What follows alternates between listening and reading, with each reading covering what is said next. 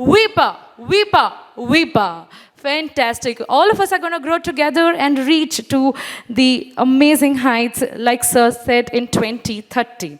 And now, moving ahead, I would now request our founder of O2 Power.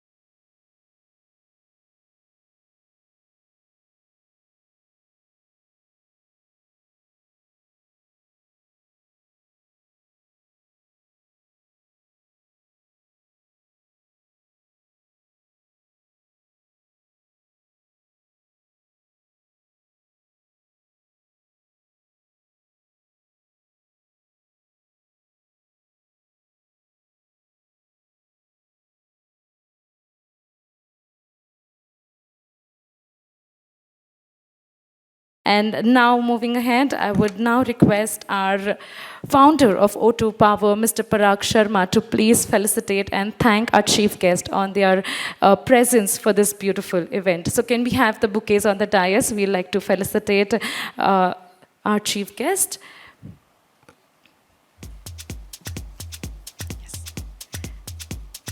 I request Mr. Parag Sharma to felicitate Shri Dinesh Jagdare sir.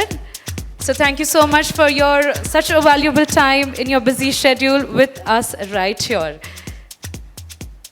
And now I'll also request Parag sir to welcome and thank our second chief guest, Mr. Pankaj Tagalpalwar. Thank you so much. So like you mentioned that Pune city, everything has been origin and everything is starting from Pune city. How do you feel right here in Pune?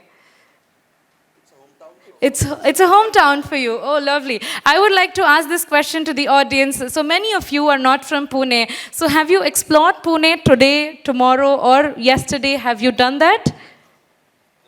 They're all from Pune. Oh, okay, lovely. So I thought since we are growing in so many different states, so many different cities, there are many guests from out of the state. So let's welcome, now moving ahead towards the main agenda of the event. Like I mentioned in the very start, that we'll be having a quick panel discussion.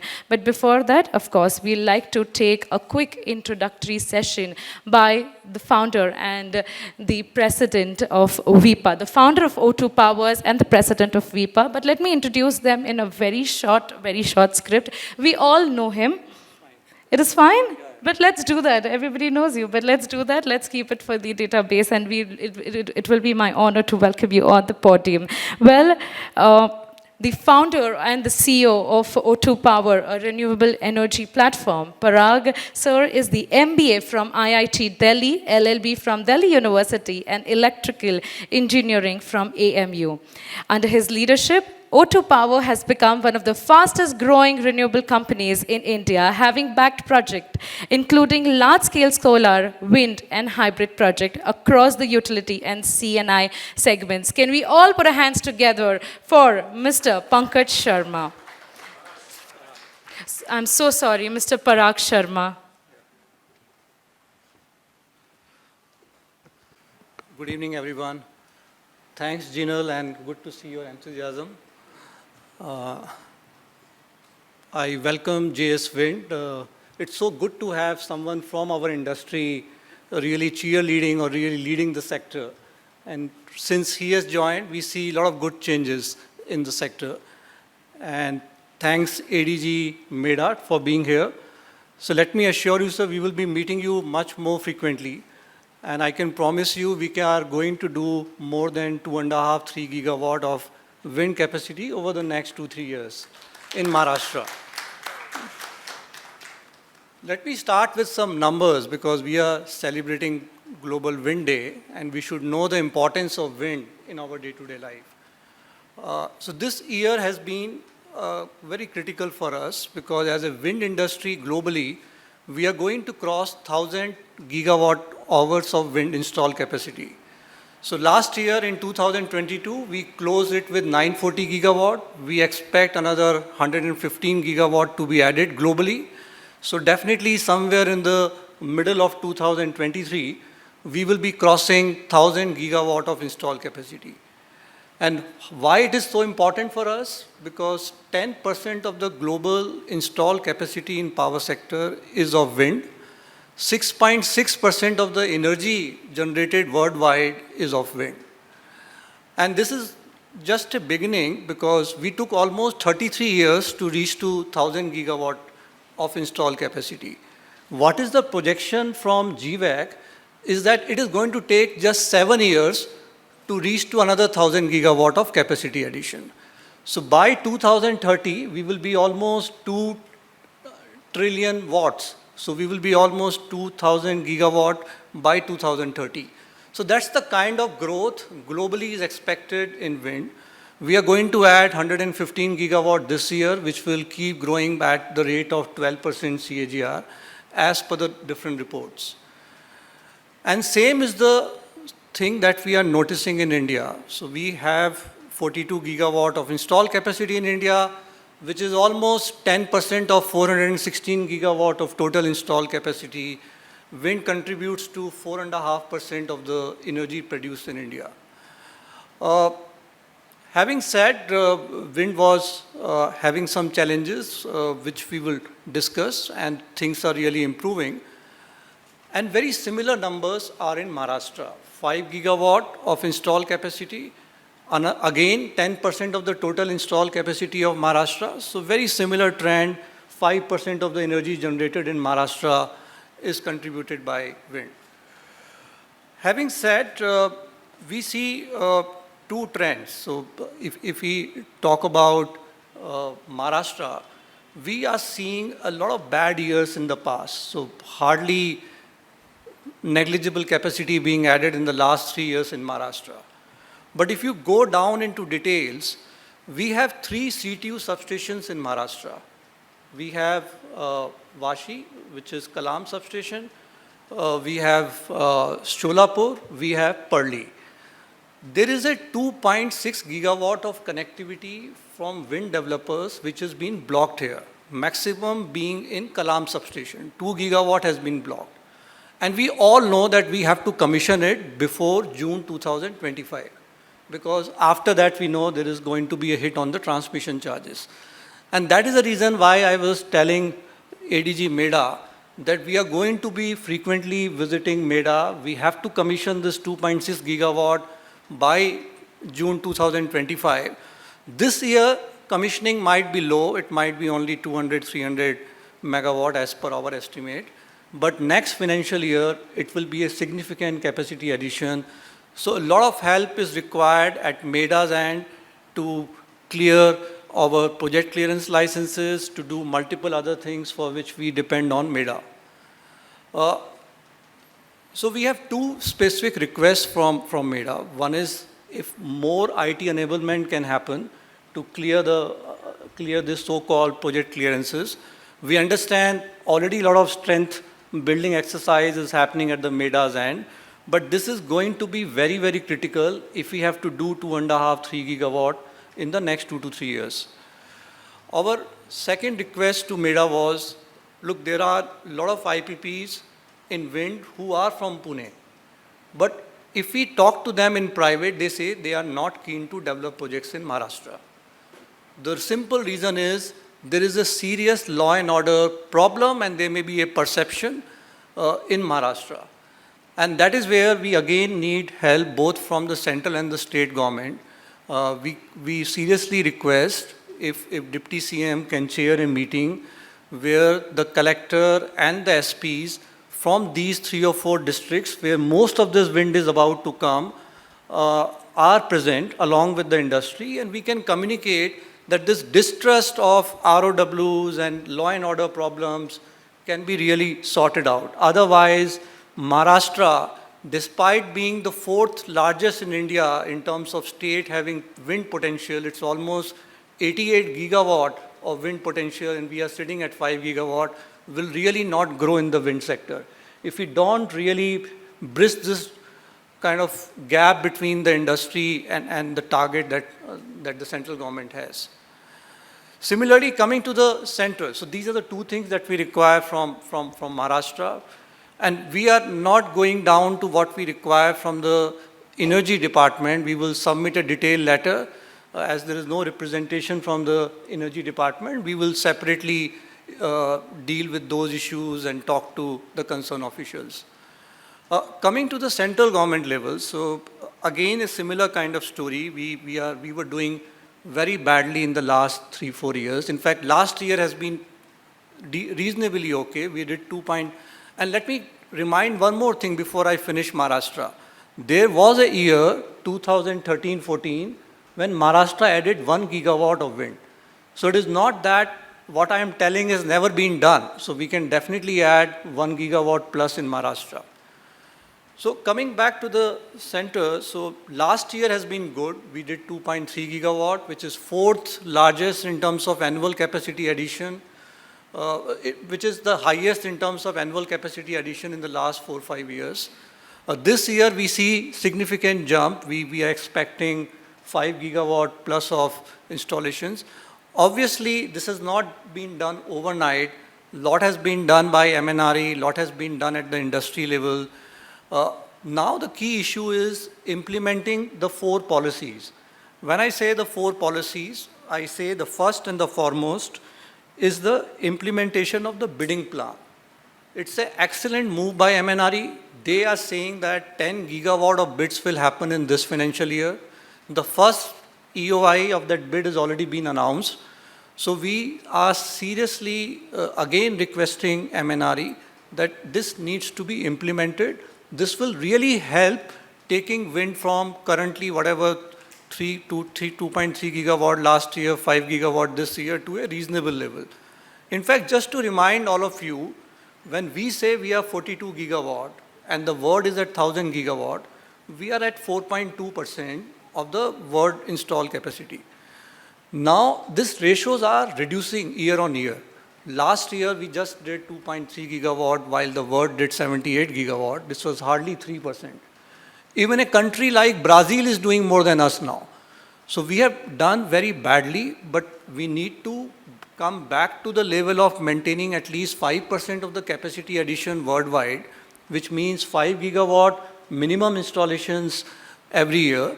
So this bidding pipeline of 10 gigawatt every year will really resolve this, and we will be able to maintain this. The second most thing which we are very closely monitoring is the implementation of ISTS open access. So there has been, this is an excellent policy from MOP. If I see as a company which focuses on C&I, if I have a pipeline of 300, 400 megawatt on intrastate, I have a pipeline of more than 1 gigawatt on interstate. The volumes are big.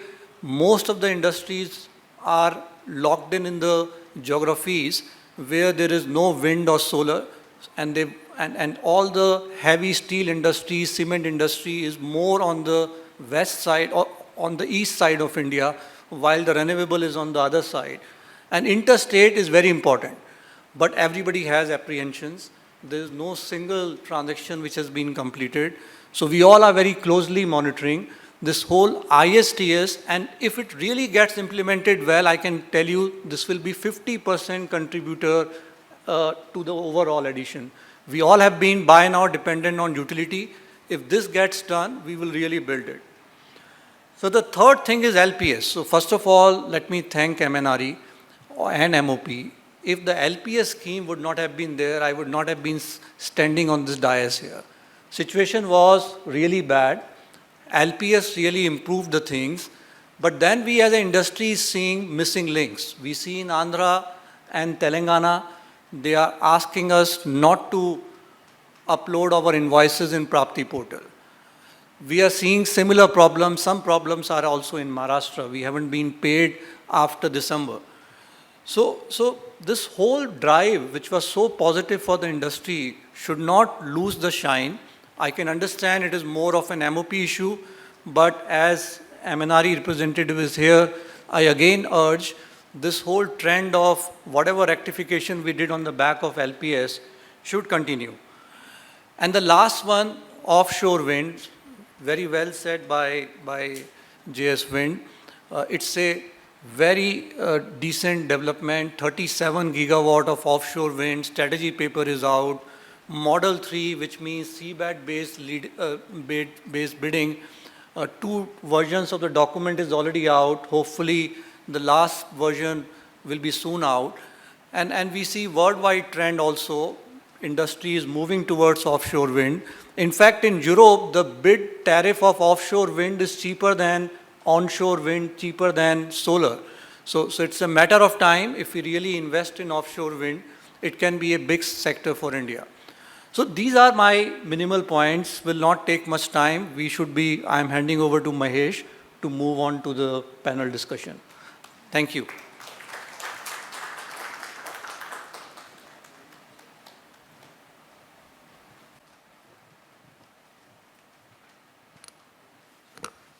Check two. Thank you so much. And like Sir mentioned, we'll also like to, so we'll be starting our panel discussion on scaling up the wind energy, leveraging policy, capital transition, and business innovation for achieving the targets by 2030. And like Sir mentioned, the moderator for this panel discussion is the Vice President from SEMCorp and Vice President from WIPPA, Mr. Mahesh Vipradas. Sir, I request you to kindly please welcome on the dais. I'll also like to mention about the panelists for the session.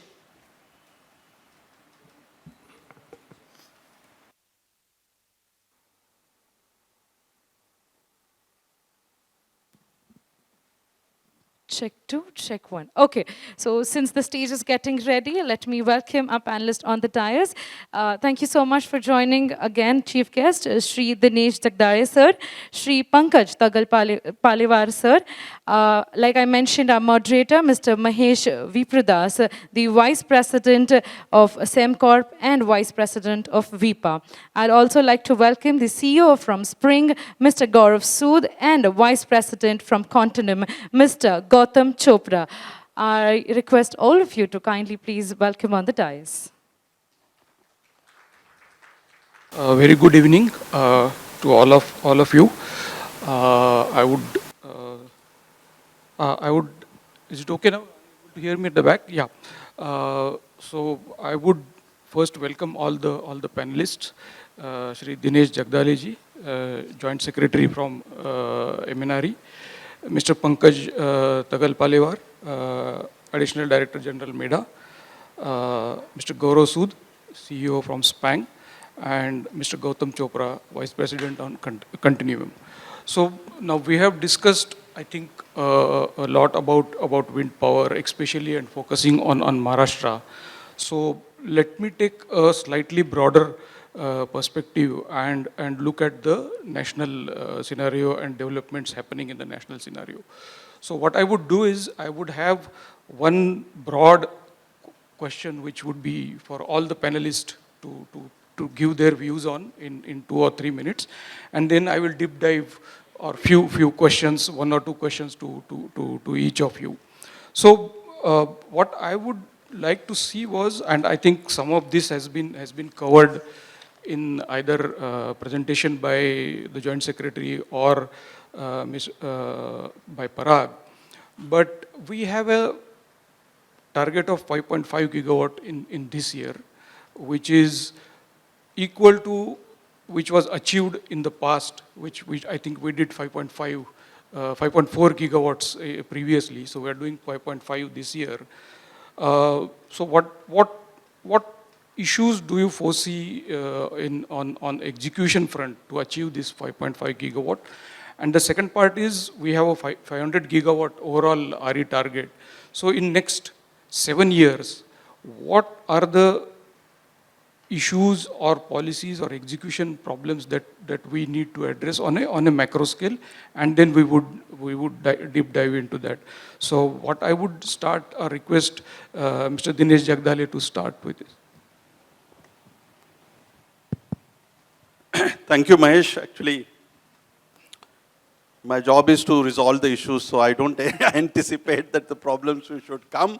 But ground realities we all know. First of all, let me also share with the audience that 5.4 and 5.5 now, we all have to make this happen.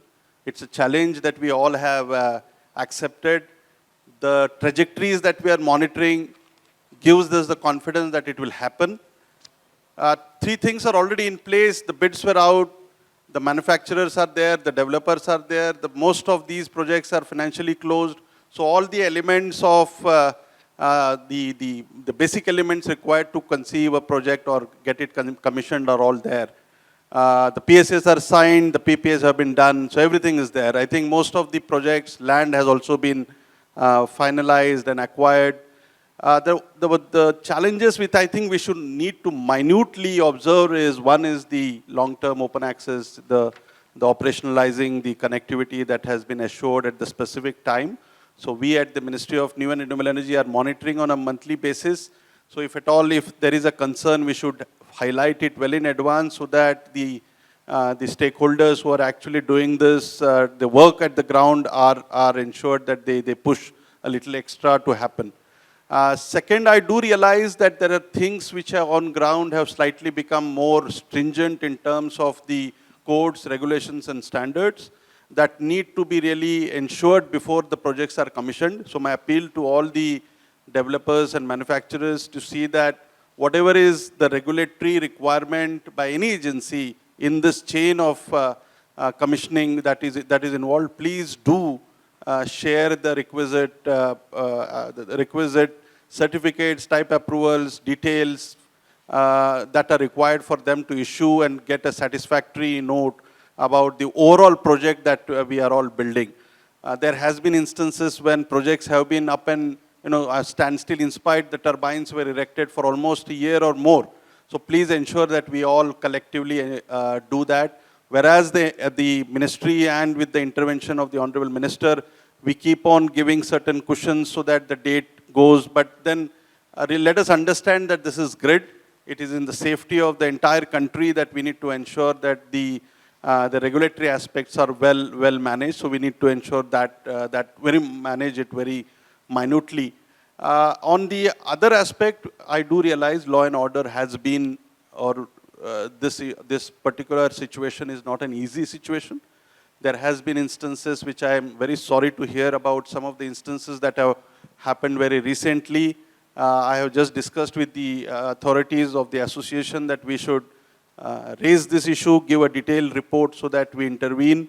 And I was also discussing with my colleague that this should be given the topmost priority and it should be brought to the attention of all the political leaders and within the government as well, so that appropriate necessary measures on the ground from the district administration are being acquired and they are rendered to those who really need it. Especially when we talk of Maharashtra, we are that those three critical areas, 4 districts.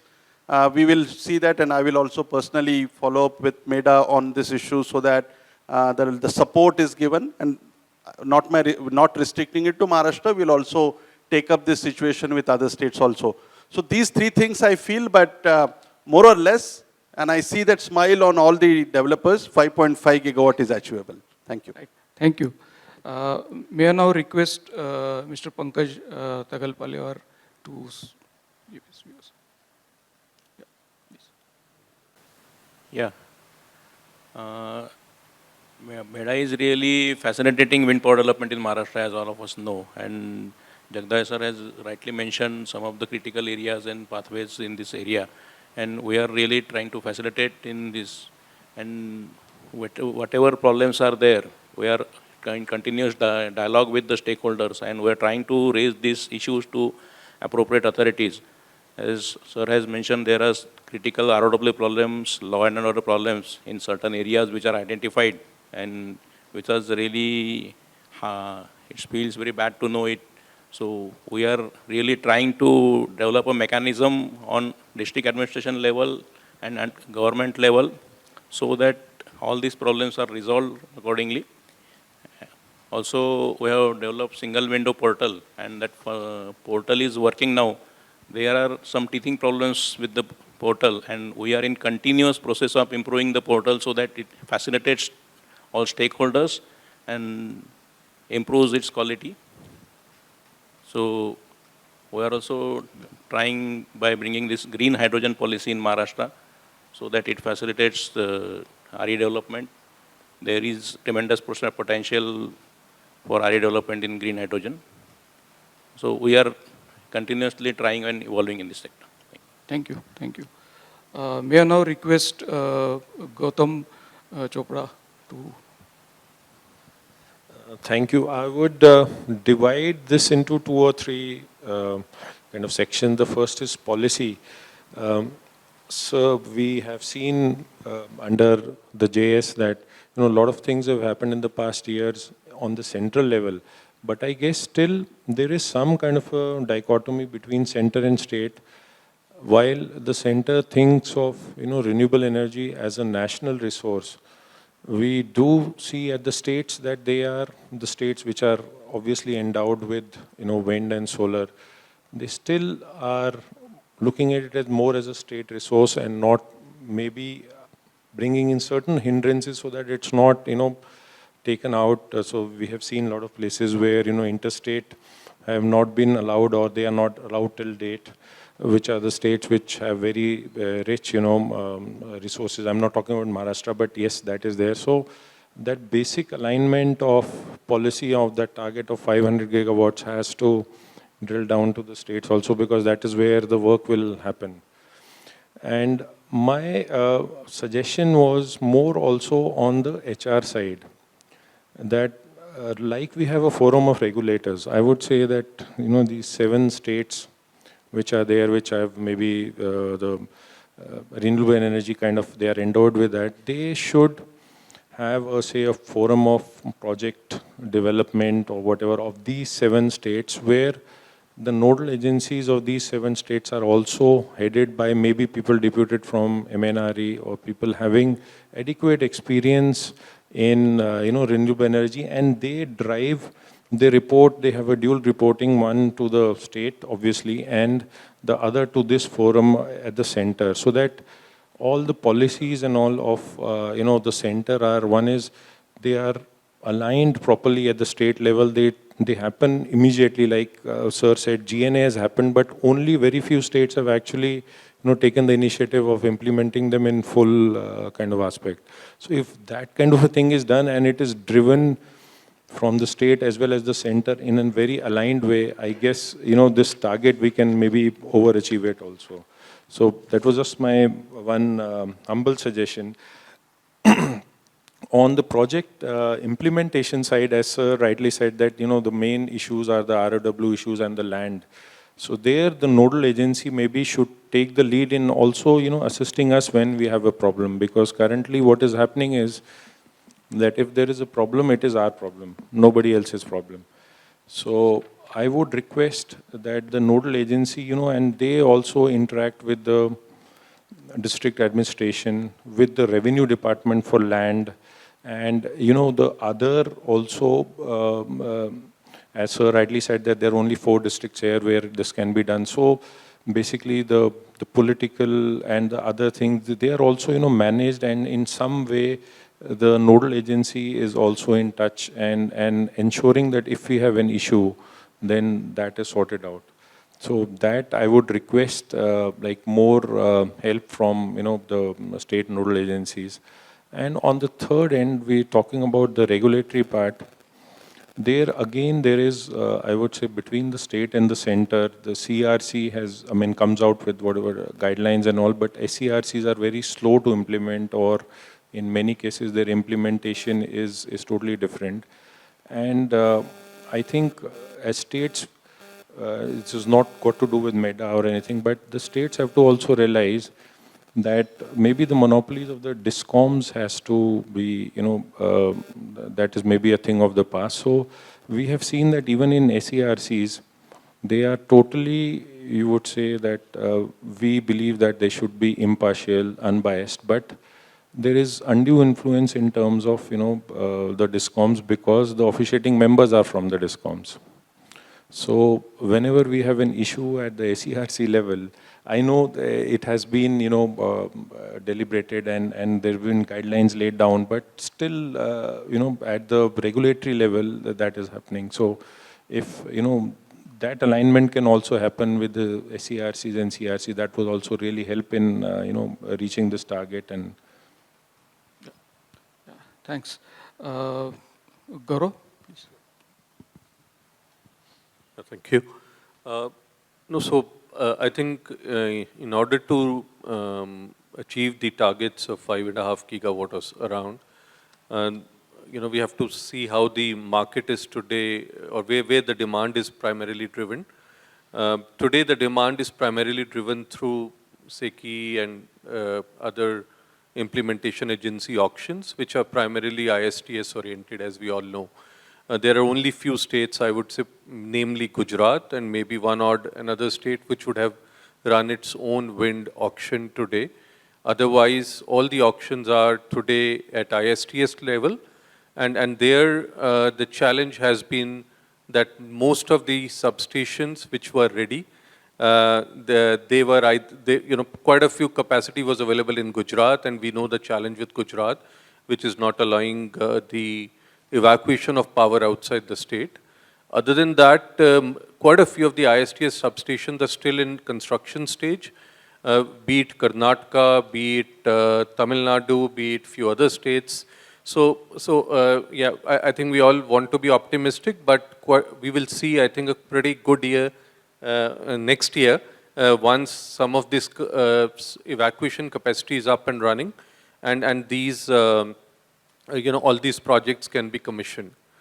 C&I as a segment has picked up, and we are seeing some projects in certain states.